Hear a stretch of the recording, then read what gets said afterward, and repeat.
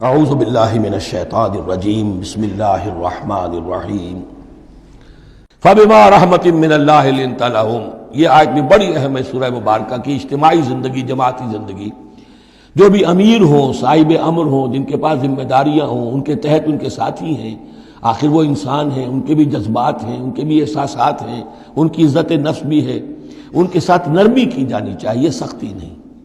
کوئی ملازم ہے، ملازم کے ساتھ آپ سختی کر سکتے ہیں، لیکن یہ تو والنٹیئرز ہیں، جو بھی آیا ہے، جو بھی حضور کے ساتھ تھا، کون تھا؟ وہ کوئی تنخواہ یافتہ سپاہی تو نہیں تھا، وہ کوئی مرسنریز تو نہیں تھے۔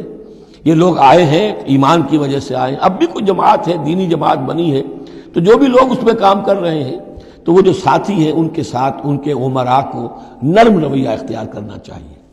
فبما رحمت من اللہ لنت لہم، تو یہ تو اللہ کی رحمت کی بات ہے، اللہ کی رحمت کا مظہر ہے نبی کہ آپ ان کے حق میں بہت نرم ہیں۔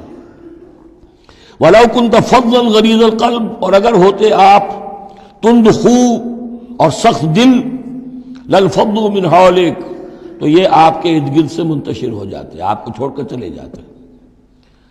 کوئی کارواں سے ٹوٹا، کوئی بدگماں حرم سے، کہ امیر کارواں میں نہیں خوئے دل نوازی۔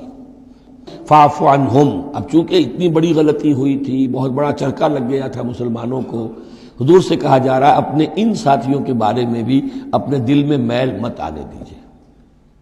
غلطی ہو گئی ہے، کوتاہی ہو گئی ہے، اللہ نے معاف کر دیا ہے، فاعف عنہم، تو آپ بھی انہیں معاف کر دیں، عام حالات میں بھی معاف کرتے رہا کریں۔ واستغفر لہم، جو خطا ہو گئی یا ہو جائے اس پر استغفار کیا کریں ان کے لیے۔ وشاورہم فی الامر، اور یہ نہ کریں کہ اب آئندہ ان کی کوئی بات نہیں سننی، نہیں، مشورے میں شامل رکھیے ان کو بھی، اور ان سے مشورہ کرتے رہا کیجئے امر میں۔ اس سے بھی باہمی اعتماد پیدا ہوتا ہے کہ ہمارا امیر ہم سے مشورہ کرتا ہے، ہماری بات کو اہمیت دیتا ہے۔ یہ بھی گویا کہ در حقیقت اجتماعی زندگی کے لیے بہت ہی ضروری بات ہے۔ فَإِذَا عَزَمْتَ، البتہ جب مشورے کے بعد آپ کا دل ٹھک جائے، آپ ایک ارادہ کر لیں، فیصلہ کر لیں، فَتَوَكَّلْ عَلَى اللَّهِ، تو اب کسی شخص کی بات کی پرواہ نہ کیجئے، پھر توکل سارا اللہ کی ذات کے اوپر۔ یعنی حضور نے مشورہ کیا تھا اس وقت، کچھ لوگوں کی رائے وہی تھی جو حضور کی رائے تھی، لیکن کچھ حضرات نے کہا کہ ہم تو کھلے میدان میں، ہم کاہے کو جان بچا کر بیٹھے یہاں پر، ہمیں تو شہادت کی موت چاہیے، شہادت ہے مطلوب و مقصود مومن۔ تو حضور نے ان کی رعایت کی، فیصلہ کر دیا۔ اب جو فیصلہ حضور کا ہے، اب اس پر توکل، اس لیے کہ اس کے فوراً بعد جب حضور حضرت عائشہ کے حجرے سے برآمد ہوئے ہیں تو خلاف معمول آپ نے زرہ پہنی ہوئی تھی، ہتھیار لگائے ہوئے تھے۔ اس سے اندازہ ہو گیا کہ معاملہ کوئی سخت ہے جو آنے والا ہے۔ تو پھر ان لوگوں نے کہا حضور ہم اپنی رائے واپس لیتے ہیں، جو آپ کی رائے اس پر عمل کر لیں۔ یہ اس کا معاملہ ہے، جب ایک فیصلہ ہو جائے تو یہ نہیں کہ اب دل میں یقین ہو جائے آدمی، ابھی ادھر ابھی ادھر، نہیں، پھر اس کے اوپر جم جائے۔ فَإِذَا عَزَمْتَ، جب آپ ایک فیصلہ کر لیں، فَتَوَكَّلْ عَلَى اللَّهِ، تو اللہ پر توکل کیجئے، ان اللہ یحب المتوکلین، یقیناً اللہ تعالیٰ توکل کرنے والوں کو پسند کرتا ہے۔ ان ینصرکم اللہ فلا غالب لکم، اے مسلمانوں دیکھو، اگر اللہ تمہاری مدد کرے گا کوئی تم پر غالب نہیں آ سکتا۔ وَإِن یخذلکم، اور اگر اللہ تمہاری مدد چھوڑ دے، دستکش ہو جائے، فَمَن ذَا الَّذِي يَنصُرُكُم مِّن بَعْدِهِ، تو کون ہے وہ جو تمہاری مدد کرے گا اس کے بعد۔ وَعَلَى اللَّهِ فَلْيَتَوَكَّلِ الْمُؤْمِنُونَ، پس اللہ ہی پر توکل کرنا چاہیے ایمان والوں کو۔ وَمَا كَانَ لِنَبِيٍّ أَن يَغُلَّ، اور کسی نبی کی یہ شان نہیں ہے کہ وہ غل کرے۔ اب یہ غل اور غل، یہ دو الفاظ ہیں عربی زبان کے۔ عام طور پر جو غل کا لفظ آتا ہے وہ مال غنیمت میں سے کسی چیز کا چوری کر لینا، اور غل ہے دل میں کینہ ہونا۔ تو ایک خیال تو یہ ہے، اور یہ روایات ہیں کہ حضور پر کچھ منافقوں نے الزام لگایا تھا کہ مال غنیمت میں آپ نے کوئی خیانت کی ہے، معاذ اللہ ثم معاذ اللہ۔ تو اس کا جواب دیا جا رہا ہے کسی نبی کی یہ شان نہیں ہے کہ وہ کوئی چوری کرے، کوئی چیز چھپائے۔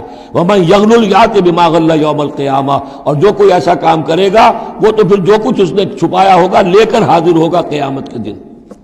ثُمَّ تُوَفَّىٰ كُلُّ نَفْسٍ مَّا كَسَبَتْ وَهُمْ لَا يُظْلَمُونَ، پھر ہر ذی نفس کو دے دیا جائے گا، توفا دیکھیے، پھر وہ دیا جانا، وفا یوفی، یوفا توفا، ثم توفا کل نفس، پورا دے دیا جائے گا ہر جان کو، ما کسبت، جو کچھ اس نے کمایا ہوگا، وہم لا یظلمون، اور ان پر کوئی ظلم نہیں ہوگا۔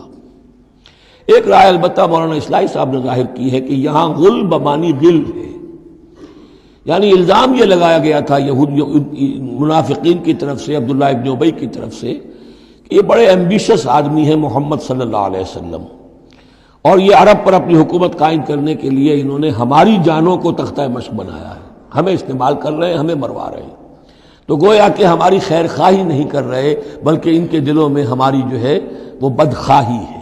تو یہ غل کے معنی میں یہ ان کا مفہوم ہے جو انہوں نے لیا ہے، واللہ اعلم۔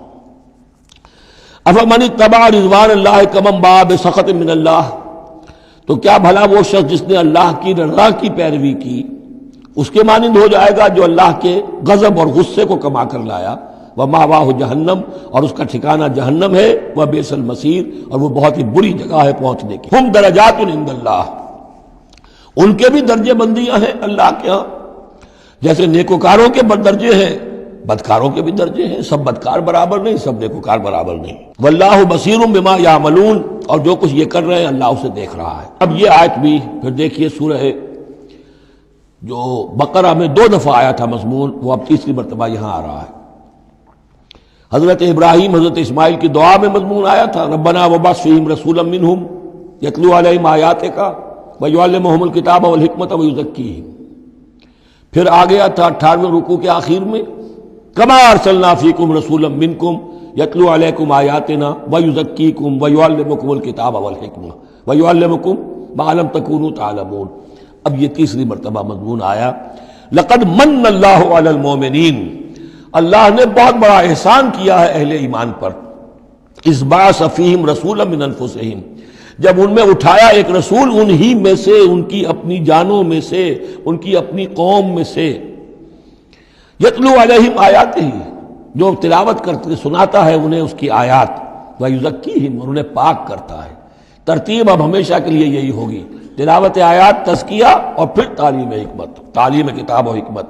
وَيُعَلِّمُهُمُ الْكِتَابَ وَالْحِكْمَةَ، اور تعلیم دیتا ہے انہیں کتاب اور حکمت کی۔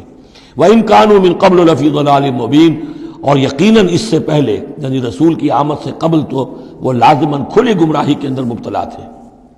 صدق اللہ العظیم۔